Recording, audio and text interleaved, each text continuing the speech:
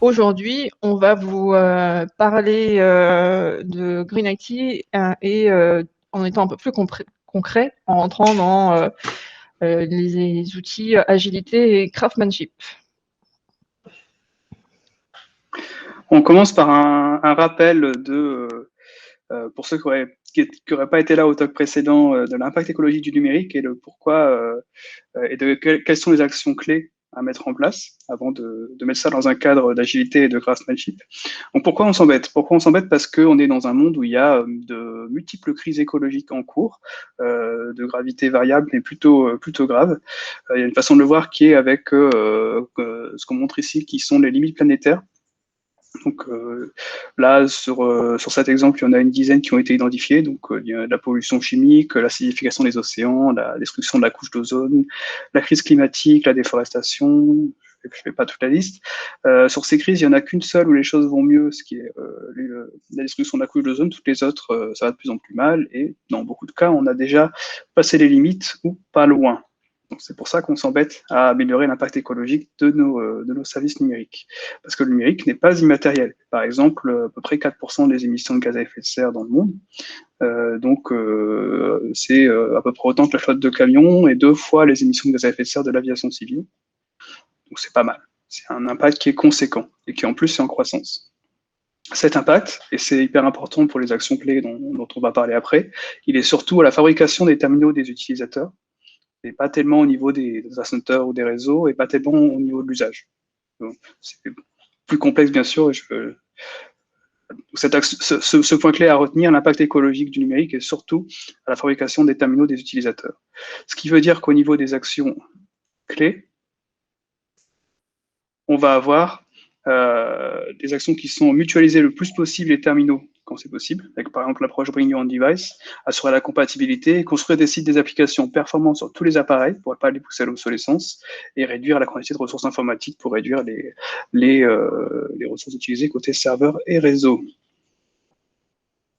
Je suis passé sur le vocabulaire, c'est pas forcément ce qui est le plus intéressant. Est-ce que tu veux en parler, Marjorie? T'es encore en mute. En juste 2 secondes, parce qu'on va vous parler d'éco-conception, donc pour faire peut-être la différence avec le Green IT. Donc le Green IT, c'est une démarche qui a pour objectif de diminuer l'impact du numérique. Donc il y a ça touche à tout, mais c'est orienté services numériques, appareils. Alors que l'éco-conception, finalement, c'est une façon de travailler qu'on va implémenter dans les services numériques, mais qui existe dans tous les domaines. L'éco-conception, c'est comment je vais faire mon shampoing pour que j'utilise, par exemple, moins d'eau. Ou alors, comment je vais créer du pain à petite échelle ou à grande échelle pour qu'il respecte les principes du développement durable, c'est-à-dire prendre avec la même considération l'impact sur la planète, l'impact sur les personnes et l'impact sur les profits, parce qu'on fonctionne autour du profit dans le sens économie du fonctionnement de la société actuelle. Les autres éléments entre deux, je ne sais pas forcément dans le rentrer. Non, c'est pas très intéressant. Green IT 2.0, c'est IT for Green en fait. Et voilà, numérique responsable, informatique durable, c'est l'application numérique du développement durable avec les 3 piliers dont Marjorie vient de parler. Donc les actions clés et donc comment on met ça en œuvre dans un projet.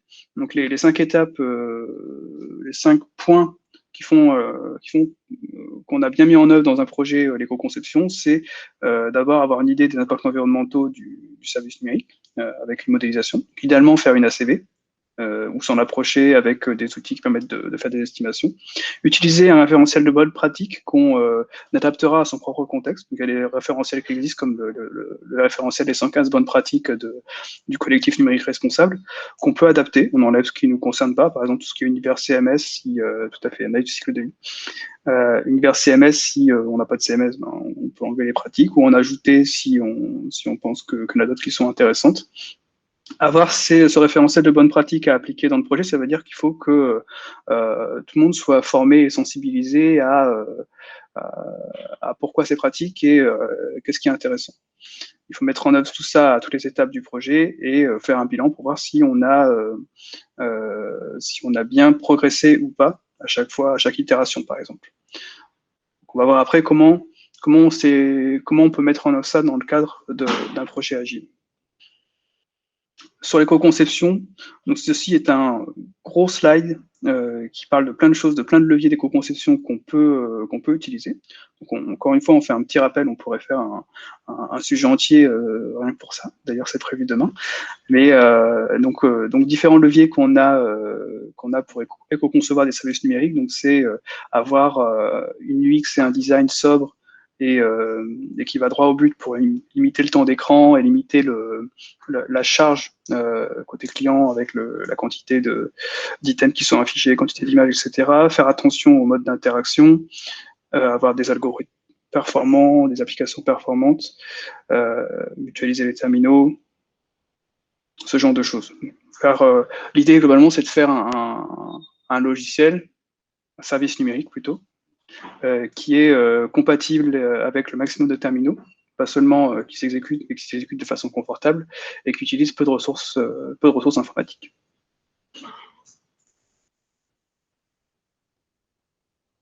T'es encore en minute. On allait un peu vite sur le début. Il y a d'autres talks dont on en a parlé, que vous aurez accès sur la chaîne YouTube ou, comme l'a dit Raphaël, sur l'éco-conception. Donc, du coup, il fait un talk demain là-dessus. Donc, n'hésitez pas à y aller. Et là, on va voir comment, en fait, l'éco-conception, l'agilité et craftsmanship se rencontrent. Tu peux passer à la diapo d'après, s'il te plaît. Voilà. Et alors, pourquoi ça se rencontre? L'éco-conception, dont je vous ai déjà parlé, c'est, dont Raphaël a un peu parlé aussi, c'est le fait qu'on va réfléchir à utiliser nos ressources le plus efficacement possible. Donc, c'est-à-dire que comment on va faire pour dépenser le moins de ressources, comment on va faire pour faire en sorte qu'on n'entraîne pas une dépense vis-à-vis des utilisateurs du produit. Donc là, on se concentre encore une fois uniquement sur le service numérique. L'agilité, c'est un des mots, des buzzwords de ces dernières années, donc vous en avez sûrement déjà entendu parler. C'est un ensemble de méthodologies, c'est aussi un état d'esprit, une philosophie de pensée qui a pour objectif de se reconcentrer sur la valeur du produit, sur l'utilisateur, et en apprenant le plus possible de la façon dont l'utilisateur utilise le produit et dont l'équipe fonctionne. Et à côté de ça, on a le craftsmanship qui est, comme l'agilité, un courant de pensée qui est orienté de développeur. Donc craftsmanship, ça vient de Craftsman. Craftsman, c'est bien sûr, je perds le mot en français. C'est un artisan. Comme tous les artisans, c'est quelqu'un qui a envie de faire son métier avec une haute qualité. Donc, craftsmanship, c'est le courant de pensée de l'artisanat de produits numériques. Donc, artisanat, ça veut dire on produit quelque chose de qualité et qui apporte toujours de la valeur à l'utilisateur. Donc, voilà. C'est pour ça, en fait, c'est trois courants de pensée qui se regroupent à beaucoup de niveaux.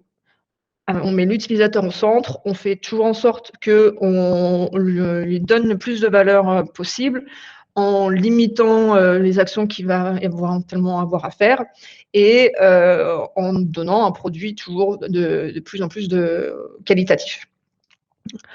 En rentrant dans les détails juste un tout petit peu, est-ce que tu peux passer la diapo s'il te plaît? Agile, craftsmanship, hein, les deux sont basés sur des manifestes. Donc le manifeste agile est souvent plus connu, surtout actuellement, que le manifeste Craft. Voilà, donc agilité, l'utilisateur au centre, on essaye de faire en sorte qu'on livre très très régulièrement un logiciel fonctionnel, on travaille avec l'utilisateur et on sait que il y a des choses qui vont changer, il y a un nouveau concurrent, ou alors on avait pensé à utiliser un service numérique d'une telle façon, et puis quand on donne l'outil à l'utilisateur, on se rend compte que c'est pas du tout la façon dont il va le prendre, et donc on va réagir rapidement. Et en fait, c'est complètement en adéquation aussi avec la philosophie Craft, c'est-à-dire que l'objectif, encore une fois, c'est de donner le plus rapidement possible à l'utilisateur un produit qui est avec une haute valeur ajoutée et bien conçu. Et ça, c'est quelque chose, le fait que ce soit bien conçu, ça touche aussi bien à le parcours utilisateur, mais là, un peu plus au respect des règles techniques qui vont faire en sorte qu'on va avoir un logiciel efficient. Donc, on a l'agilité qui est un peu orientée, on va dire, efficience de l'utilisation, du design, du parcours utilisateur, et craftsmanship, efficience et bonne construction, bonne conception de la partie technique. Voilà. Donc, on va rentrer un peu plus dans l'agilité. L'agilité, elle a pour objectif, du coup, de produire un service qui va permettre à l'utilisateur d'accéder le plus rapidement à son besoin. Donc, elle est vraiment orientée autour de la simplicité. Il y a plein de chiffres qui tournent, vous avez sûrement entendu parler. Il y a une enquête du début des années 2010 qui dit qu'il y a 80% des fonctionnalités des applications qui existent, des services numériques qui existent dans le monde, qui ne sont pas ou très peu utilisés. Et donc, ça veut dire qu'on a passé 80% de notre temps, 80% des ressources, en gros, qui fonctionnent actuellement, qui tournent pour faire tourner les services numériques, qui ont très peu d'utilité, donc qui sont un peu gâchés. Donc voilà, avec l'agilité, on va viser la simplicité, et il y a différents, notamment des acronymes que vous avez peut-être entendu parler, qui en théorie signifie keep it simple, stupid, en fonction de la façon dont on traduit avec ou sans virgule.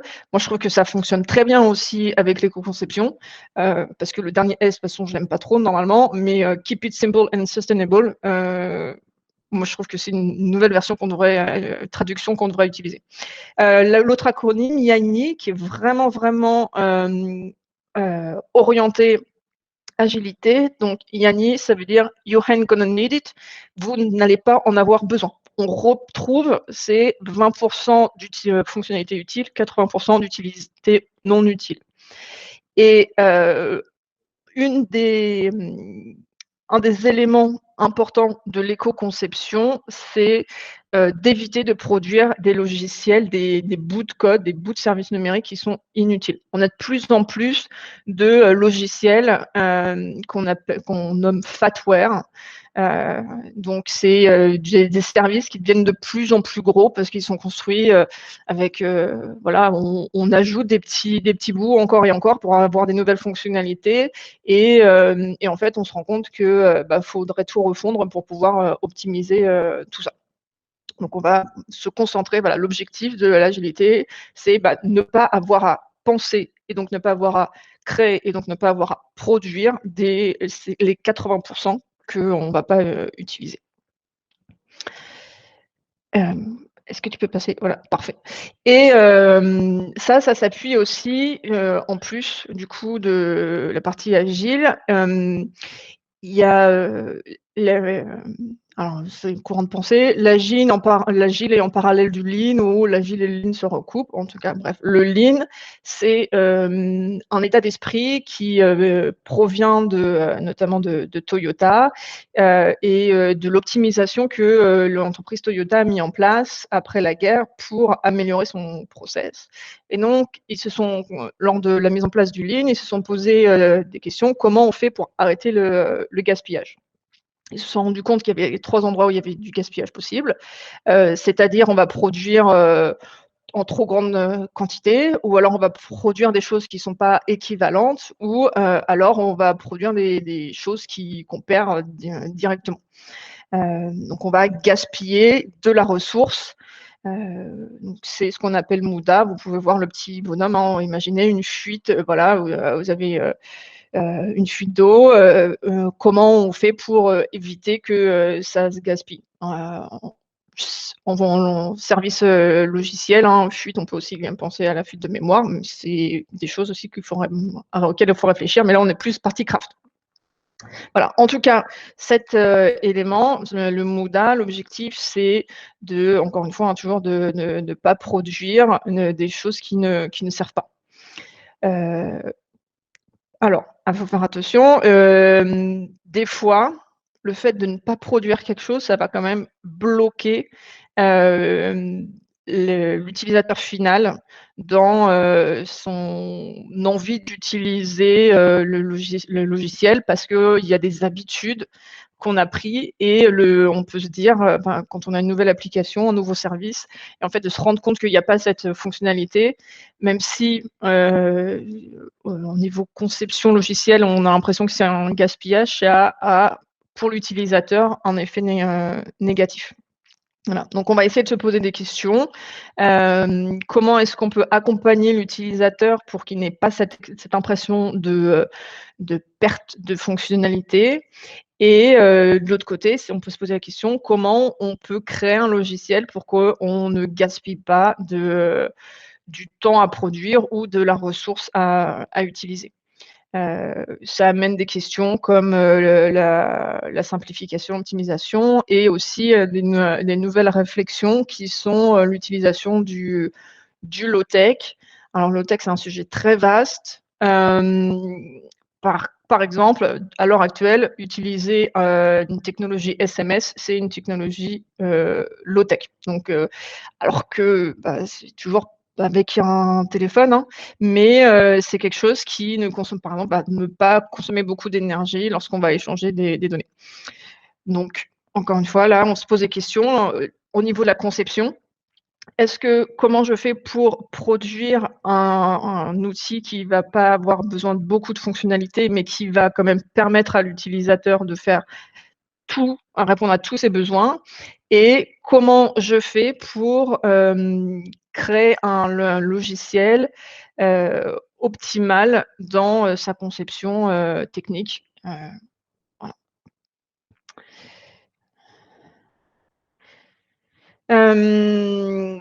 Donc au niveau de travail en équipe, les questions qu'on va se poser quand on conçoit fonctionnellement un produit. C'est des choses, donc c'est en plus des fonctionnalités, on va travailler avec des experts en UX ou en UI pour faire en sorte qu'on va limiter, par exemple, les écrans sur lesquels on va passer, sur lesquels va passer un utilisateur. On va limiter les échanges entre les serveurs, voilà, on va réfléchir à la façon d'envoyer des données de façon minimale. D'ailleurs, en parlant des données, on va peut-être réfléchir à, on va réfléchir à quelles données on récupère, combien de temps on les stocke, outre d'être vraiment important pour la conception éco-responsable, ça permet en plus de cocher quelques cases comme RGPD, etc. Et dernier point qu'on peut aborder notamment avec les éléments de craft, mais qui sont intéressants de réfléchir et d'avoir déjà en tête quand on fait la conception, c'est comment je travaille sur ma performance, quelles sont les technologies que je vais prendre qui vont me permettre d'être efficace sur mon enfin, de façon technique, et quelles technologies je vais prendre aussi qui vont permettre de garder une pérennité de mon logiciel dans le temps, et aussi qui vont permettre à mon logiciel de fonctionner sur le plus de devices possible. D'ailleurs, petite astuce, en général, on va, quand on fait la conception, je pense que je vous apprends pas grand-chose là-dessus, mais on va essayer de voir quel est son marché cible, et donc en fonction du marché cible, on peut récupérer des statistiques qui nous disent telle personne, enfin notre marché va utiliser plutôt tel ou tel type d'appareil des utilisateurs finaux. Et donc, dans ce cas-là, on peut se dire, OK, bah, je vais prendre l'appareil le plus old school, low-tech, peu importe comment on appelle ça, qui existe, et je vais faire en sorte que mon application, elle puisse fonctionner là-dessus. Donc, il y a différentes façons de faire. Raphaël en parlera un petit peu plus tard si je ne me trompe pas. Et donc, tout ça, c'est énormément de choses à avoir en tête, et ça nécessite que tout le monde soit sensibilisé. Quand je dis tout le monde, c'est éventuellement nos utilisateurs finaux témoins, ça veut dire les personnes qui vont faire la conception, les UX, les métiers, les PO, les chefs de projet, peu importe comment on appelle ça. Ça veut dire aussi les développeurs, et ça veut dire aussi, parce qu'à la fin, c'est un service numérique, donc ça tourne sur un serveur, donc ça veut dire aussi l'équipe qui gère l'infrastructure finale. Voilà. Et alors, le mieux, c'est que tout le monde soit sensibilisé. Il y a des façons de faire qui sont simples. Il y a des petites formations, il y a des MOOC de l'INRA, enfin de l'INR, il y a plein de choses qui existent, mais c'est vraiment important que tout le monde, en fait, ait tous les concepts en tête. Voilà.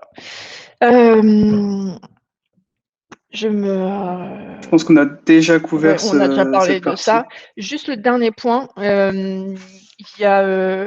j'en parlais il n'y a pas longtemps avec un élément, avec un coach agile.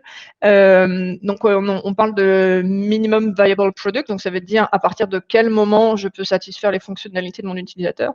Et il y a un terme qu'il a amené qui était le minimum lovable product, partir de quel moment il va aimer utiliser notre application.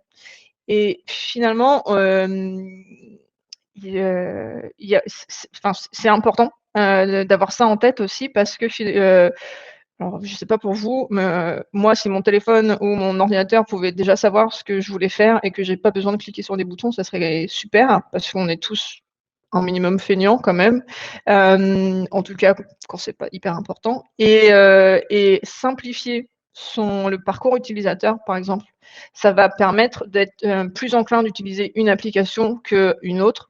On a bien vu le succès finalement de Cat & Train, qui était quelque chose d'extrêmement facile à utiliser, extrêmement optimisé. Et donc, du coup, beaucoup de gens ont préféré ça. Donc, on est arrivé au minimum level product. On préférait ça à toute l'ancienne version de réservation de la SNCF. J'ai pas forcément d'autres choses à ajouter. Je te laisse partir là-dessus, Raphaël. Un peu trop technique pour moi. Oui, alors, comme on l'a déjà dit, en fait, intégrer l'éco-conception dans un projet agile, ça veut dire intégrer les concerns, les préoccupations dans les spécifications même du projet. Et du coup avoir les PO qui sont sensibilisés, les AMOA, ça dépend du contexte. Et on vous a mis quelques exemples du genre de choses auxquelles on peut penser au moment de la rédaction de ces spécifications, de ces documentations. Plus ou moins provoque. Par exemple, question provoque, est-ce que votre service a besoin d'être disponible tout le temps? Parce qu'il a besoin de HD. peut-être pas. Peut-être que si le serveur tombe 1 minute tous les 3 mois et qu'il va redémarrer automatiquement, est-ce que c'est peut-être pas grave? Ou est-ce qu'on peut l'éteindre la nuit? Et du coup, ce genre de choses, souvent on spécifie, ou on spécifie pas d'ailleurs, on s'attend au maximum de qualité. Bon, en fait, peut-être que en intégrant ça dans la définition de prêt, d'avoir une SLN, Quality of Service, réfléchie de façon sobre, de façon avec en tête la sobriété ou la possibilité de l'être. Du coup, ça pourrait changer la donne. Ou bien un truc auquel on pense pas forcément quand on écrit une story, c'est combien de temps on va garder la donnée qu'on spécifie qu'il faut stocker. Parce que peut-être qu'au bout de 2 ans, elle ne sert plus à rien et qu'on peut la supprimer. Et du coup, garder une base de données qui est relativement petite. Et de même de façon plus large, pour les données, on peut les gérer de façon durable en appliquant les principes FAIR. Donc un nouvel acronyme à retenir après Smart, après Invest, maintenant il y a FAIR, donc pour des données qui sont accessibles, interopérables, trouvables et réutilisables. Donc typiquement en utilisant des formats ouverts et en ayant des données qui sont facilement accessibles par les gens que ça concerne, pour éviter que chacun produise sa base, par exemple, ou qu'il y ait des choses qui soient inutilement calculées ou inutilement réutilisées. Du coup, ça me permet de rebondir sur la DOD et la DOR, ce que tu viens de dire, Raphaël. Il y a un référentiel qui s'appelle les 115 bonnes pratiques, qui a été écrit par le collectif numérique responsable, qui est un peu la bible des actions. Ça permet de réfléchir à ce qu'on peut mettre en place et des exemples qu'on a trouvés qui sont à prendre en compte dès le début, comme on disait, la DOR ou la DOD, et donc qui sont orientés vraiment conception fonctionnelle, ne pas réfléchir aux fonctionnalités essentielles, vraiment quantifier précisément le besoin, ce que disait Raphaël, par exemple, combien de données, combien de temps, etc. Fluidifier le processus, préférer la saisie, réfléchir, design épuré, et surtout mobile first. Alors pourquoi mobile first? Il faut savoir qu'il y a plus de 60-70% du web qui passe par les téléphones portables maintenant, et leur nombre explose, donc de toute façon, explose de toute façon, et est multiplié beaucoup plus rapidement que les ordinateurs. Alors, on parle mobile et tablette confondus. Ce qui est aussi très important pour ne pas avoir de cassure numérique, enfin je trouve pas le terme, mais fracture. Merci beaucoup. De fracture numérique, c'est de penser que il y a des personnes qui n'ont pas forcément les dernières versions des appareils. Donc moi j'en connais un qui a toujours un vieil iPhone S3. Donc maintenant il n'y a quasiment plus aucune application qui fonctionne dessus. Alors que son téléphone, il marche toujours, il charge toujours, l'écran il n'est pas cassé, et il va falloir qu'il en achète un nouveau parce qu'il n'y a plus rien qui fonctionne, même pas les mails. Donc si on réfléchit dès le début à comment on fait pour faire en sorte qu'on fonctionne toujours sur des vieux appareils, et donc on n'oblige pas les gens à acheter des nouveaux devices, c'est au moment de la conception. Il faut savoir aussi que tout le monde n'a pas les moyens de toute façon d'avoir un vieil appareil. Donc en Europe déjà c'est pas le cas. Quand on part dans les pays en voie de développement, ça l'est encore moins. Donc il y a des personnes qui pensent des services pour les pays où il n'y a pas de G, ou en tout cas où alors les utilisateurs n'ont pas forcément. Voilà. Et ça passe souvent par des low-tech comme le SMS par exemple. Voilà.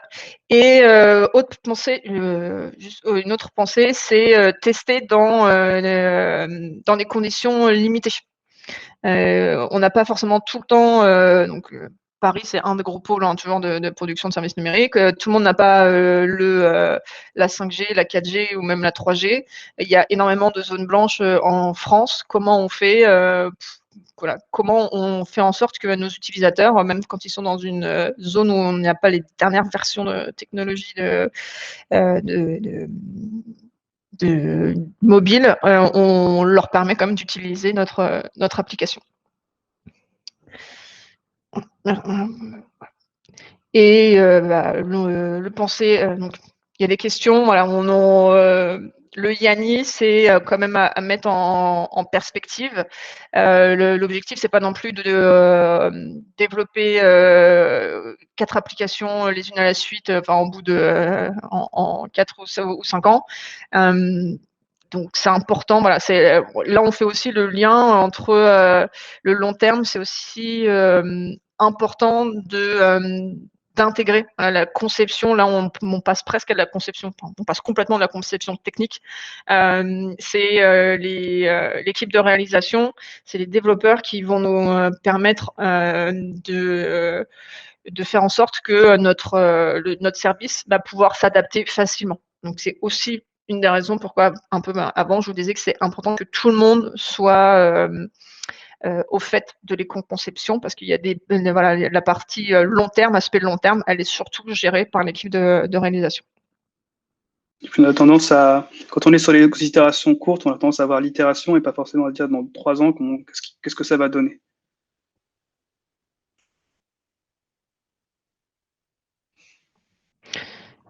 Ouais. Et tout à la fin, du coup, faut aussi savoir s'arrêter. Toujours, quand on est dans l'itération, on est lancé, on en parle de sprint, mais pour moi, quand on fait de l'agile, on est surtout dans un marathon. Et même des fois, le marathon, il s'arrête quand même, parce que si on n'est pas tous Forrest Gump. Et du coup, voilà, il faut à un moment savoir dire stop, j'arrête. Qu'est-ce que je fais? Est-ce que je laisse mon service grossir éternellement, ou alors je le repense, comme certains ont l'ambition de faire, de redéfinir leur logiciel, ou est-ce que tout simplement j'ai atteint 90% 95% des attentes de mes clients, et à faire ces 5% restants, c'est beaucoup trop gros, ça va entraîner beaucoup trop de développement, et il faut que je m'arrête là, quoi. Voilà pour moi. Voilà pour l'agilité. L'agilité, et on a aussi un autre mot-clé, buzzword de ces dernières années, qui est le craftsmanship. Craftsmanship, comme on l'a dit, c'est une réaction à l'agilité, en tout cas à l'incomplétude de certaines méthodes agiles, où en fait les gens se sont dit oui, mais c'est bien d'avoir un logiciel qui répond aux besoins du client et où on accepte dans la méthodologie le changement facilement, etc. Mais il n'y a rien là-dedans qui dit que le logiciel doit être bien fait, qu'il doit être de bonne qualité. Et donc, le craftsmanship est un complément au manifeste agile, au manifeste de software craftsmanship, qui vise à combler ce vide en disant ok, nous sommes des artisans du logiciel, et de la même façon que un ébéniste crée des beaux produits, des beaux meubles, ou un luthier crée des belles guitares, ou un pâtissier fait des super bons gâteaux, et est fier de son travail, et fier d'être un artisan qui fait des beaux produits tous les jours. Nous, en tant qu'artisans du logiciel, on doit faire des beaux produits tous les jours, être fier de notre travail, transmettre notre savoir, etc. Et donc, on a des valeurs qui vont avec cette philosophie. Donc, l'humilité, le partage qui est super important et qui est très important dans notre culture de développement et de logiciels. On partage beaucoup. Pragmatisme, professionnalisme. Et quelque chose que j'ai trouvé qui était très lié avec notre préoccupation d'éco-conception, c'est en tant qu'artisan du logiciel, on se sent responsable du logiciel qu'on produit. Donc, on peut aussi dire service numérique. Ça marche. Et quelque part, quand on se dit je suis un professionnel, je suis un artisan du numérique et je fais quelque chose de qualité, on peut pas se permettre d'être un petit rouage dans un grand projet et de pas trop se préoccuper de qu'est-ce qu'on produit et de pourquoi et de comment. On n'est pas des petites mains, on est vraiment des artisans engagés avec des valeurs, et du coup, une fois sensibilisés à différentes problématiques, donc ça peut être l'accessibilité ou l'impact écologique du numérique, on ne peut pas éviter d'avoir envie d'améliorer le projet dans ce sens. Et donc, ça marche mieux, et d'ailleurs aussi pour la qualité du produit qui sort, indépendamment de toute autre préoccupation transverse, ça marche mieux d'avoir des feature teams, des gens avec tous les profils qui vont bien pour produire un produit, des feature teams d'artisans engagés qui ont vraiment envie de faire un beau produit et pour qui le produit, c'est leur produit. Il y a un vrai ownership. Et l'éco-conception, une fois les gens sensibilisés, c'est une des choses qui va bien dans cette démarche, qui va bien avec des gens qui sont vraiment engagés dans ce qu'ils font. Quand on développe un logiciel, on a différentes choses qui sont durables, qui favorisent la durabilité de celui-ci. Donc la documentation, écrire des choses claires. Donc c'est des choses qui sont très intégrées dans la démarche artisanale logicielle. Choisir des technologies qui sont pérennes et adaptées, donc, des technologies ennuyeuses typiquement. Je sais pas des choses qui sont qui sortent tout juste des dernières innovations qui sont à la mode ou qui sont confortables, mais des choses qui vont durer, qui vont être sobres et qui vont permettre d'avoir un service numérique qui reste compatible dans la durée. Et du coup, là, on rejoint notre préoccupation d'être compatible avec les différents devices dans la durée, d'être compatible avec les évolutions futures des OS et des autres technologies. Et comme on disait, cette culture du partage du savoir, de sensibiliser nos collègues sur les différentes préoccupations qu'on peut avoir, elle fait complètement partie du software craftsmanship. Un autre slide énorme où on parle de plein de choses, c'est toutes les bonnes pratiques qu'en tant qu'artisan on peut mettre en place pour concevoir un logiciel qu'on a déjà largement abordé aujourd'hui. En fait, elles ont des avantages qui ne sont pas que écologiques, parce qu'en fait, mettre en place l'éco-conception sur un projet, c'est mettre en place des bonnes pratiques qu'on connaît déjà, et que beaucoup de professionnels et d'artisans du logiciel, que vous pouvez trouver à Zenica ou ailleurs, en fait, connaissent déjà les pratiques dont on a parlé, sauf qu'ils les appliquent pour d'autres raisons. Par exemple, améliorer les performances de l'application. Parce que on veut être efficient, sobre quand on veut faire de l'éco-conception. Dans la pratique, en fait, les pratiques qu'on emploie pour le faire sont souvent des pratiques qui rejoignent avec la performance web, performance côté savoir, etc. Donc, c'est convergent. Les bonnes pratiques convergent. Et si on dépense moins de ressources, on fait des économies. Si le produit est mieux conçu, plus simple, avec une super UX, les gens sont contents, les utilisateurs sont satisfaits, ils vont être fidélisés. C'est bon pour le SEO, avoir quelque chose de performant, ça fait partie de la note que les moteurs de recherche calculent. Aussi, si on se focalise sur le texte, qu'on met plus de texte pour limiter la bande passante par rapport au contenu multimédia, c'est bon pour l'accessibilité, parce que les malvoyants et malentendants, le contenu texte, ils y ont accès, alors que le contenu multimédia, le son, les images, ils n'y ont pas forcément accès. Et c'est bon pour le SEO, parce que plus de texte, c'est bon pour le SEO. Limiter la durée de vie des données, ou en tout cas faire attention, c'est bon pour la vie privée des gens, ça fait faire des économies. Et aussi tout ça, ça réduit les fractures numériques. Les fractures numériques, en fait, alors, je ne sais pas si tout le monde est familier du concept, il y a plusieurs fractures numériques, donc géographiques, générationnelles et sociales. Et pour les gens, en fait, ça concerne les gens qui ont du mal à accéder au numérique pour différentes raisons. Donc il y a la géographie avec les couvertures réseau, mais il y a d'autres raisons. Et si on peut faire en sorte que pour ces gens-là, ils ont du mal avec l'outil, pour différentes raisons, mais le logiciel est quand même plutôt bien conçu et rame pas trop dans leur contexte, en fait, ça aide. Et donc, on réduit les fractures numériques.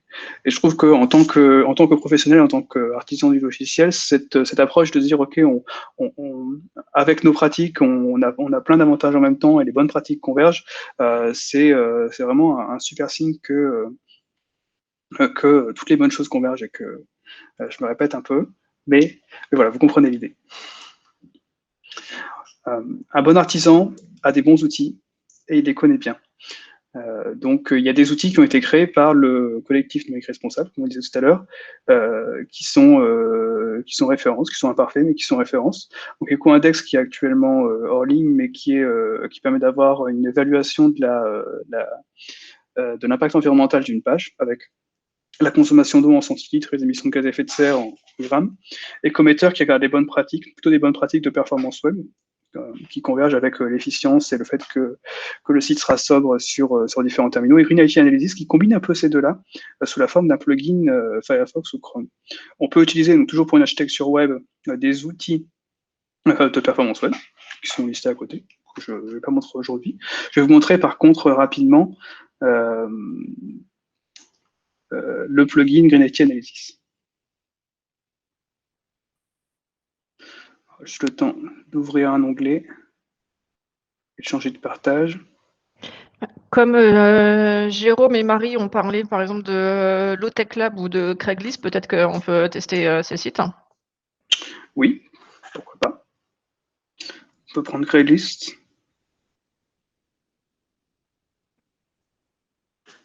Alors, ok. Ici, donc, si vous regardez, si vous voyez bien mon partage d'écran, vous devriez voir que j'ai ouvert mon navigateur avec les outils de développement ici en bas. J'ai un onglet qui s'appelle Green IT ici, qui correspond à l'application Green IT Analysis dont je parlais. Et là, si je lance l'analyse de ce site, je vois l'éco-index du site, donc qui est sa note environnementale de A à G.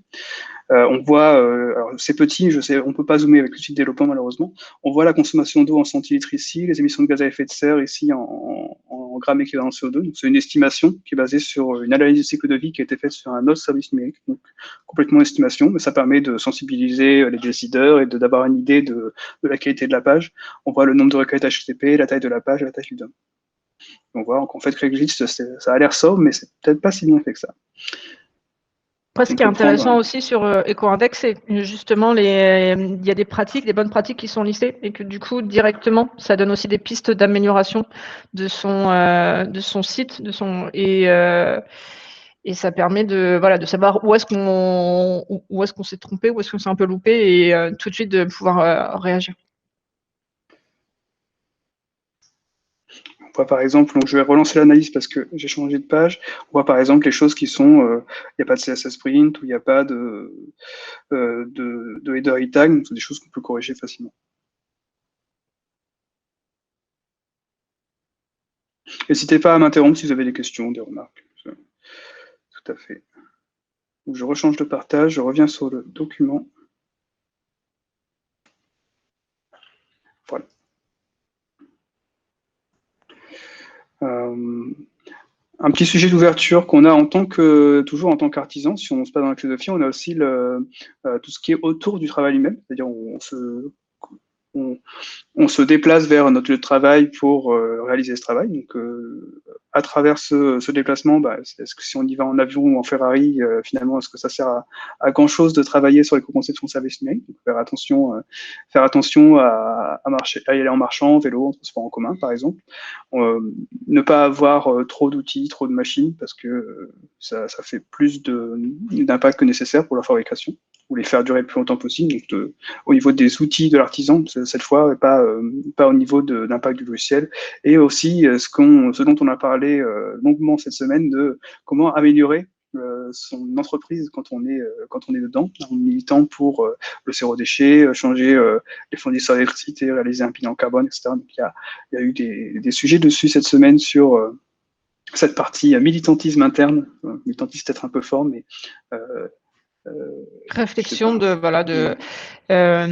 tout ce qu'il y a autour de la production de services numériques. Et c'est un des exercices, par exemple, des personnes qui sont là qui l'ont fait lors de l'atelier, quand on a fait la CV la CV très très très simplifiée du SI finalement. C'est aussi quelque chose qu'on peut faire, qui doit être pris en compte lorsqu'on produit un logiciel. On prend en compte le nombre de machines qu'on servit, leur puissance, la taille, le nombre d'écrans, tout ce qui avait été utilisé par l'équipe qui a produit le service. Donc c'est pour ça que c'est important aussi de réfléchir à est-ce que j'ai besoin de 4 écrans pour développer une application web, ou un ou deux, ça suffit. On n'est pas dans Matrice ou dans tous les sites, dans tous les films où il y a toujours du développement, où ils ont 50 millions d'écrans et puis qu'ils codent à une vitesse pas possible. Il n'y a que dans ces films-là où il y a besoin d'autant d'écrans pour faire du bon travail. Donc, conclusion, roll-up. On peut être un site léger et être un gros succès. Donc, je vais peut-être pas laisser Craigslist sur ce site, du coup, finalement, s'ils sont un éco-index aussi mauvais. L'idée, c'est de montrer qu'on peut avoir une interface sobre, un design épuré, et quand même être un énorme gros succès du web, comme Craigslist, comme Hacker News ou comme Wikipédia. Wikipédia, c'est un des projets les plus cool de l'histoire du web. On a le savoir de l'humanité en un clic ou deux, partout où on est, partout dans le monde.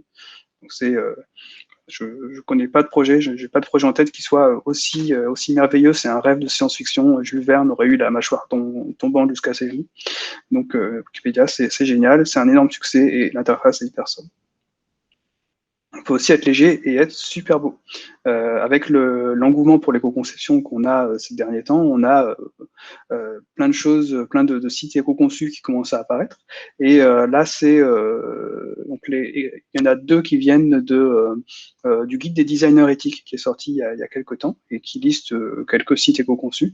Ce sont les 2 qui sont au premier plan, donc Fabrique et Kairos, dont l'un est un site e-commerce. Fabrique ici et Kairos vendent des cours de voile, enfin de bateaux, choses comme ça. Et ils sont éco-conçus, éco-index A, tous les 2, et super beau. Et ici, tout en bas, c'est le site d'une designer, donc aussi éco-conçu et aussi très très beau. En tout cas, moi, je les trouve très beaux. Je sais que c'est subjectif, mais on peut être éco-conçu, éco-index A et être super beau. C'est pas du tout incompatible. Le low-tech et l'esthétique ne sont pas incompatibles. Je me suis amusé, vu qu'on a parlé des manifestes, manifestes agiles et manifestes de l'artisanat logiciel, à créer un genre de manifeste de l'éco-conception. Donc c'était fait très rapidement, tout droit réservé, Zenica 2021, même cette semaine en 2021. Et qu'est-ce qu'on pourrait dire? On pourrait dire, on ne veut pas non seulement un logiciel qui fonctionne et qui soit bien fait, mais aussi qui soit compatible largement et léger et rapide. On ne veut pas seulement répondre au changement et jeter de la valeur, mais aussi créer des solutions qui sont utilisables et légères. On ne veut pas seulement des individus et une communauté professionnelle et leurs interactions, mais on veut aussi être des citoyens du monde concernés par le futur et du coup agir en conséquence. Et pas seulement collaborer avec les consommateurs, mais aussi respecter tous les utilisateurs dans leur diversité et dans leurs besoins. Et là, avec ces 4 principes, j'ai le pilier social, le pilier environnemental qui sont mis en avant, plus que le pilier. En fait, on pourrait dire que la partie agile, c'est le pilier business, parce qu'il faut créer quelque chose qui fonctionne rapidement et répondre aux besoins rapidement. Et le pilier craftsmanship, c'est la partie aussi un peu la partie business. Et aussi, voilà, donc on complète encore une fois ces manifestes. Donc, toutes les facettes de faire du bon travail se retrouvent enrichies.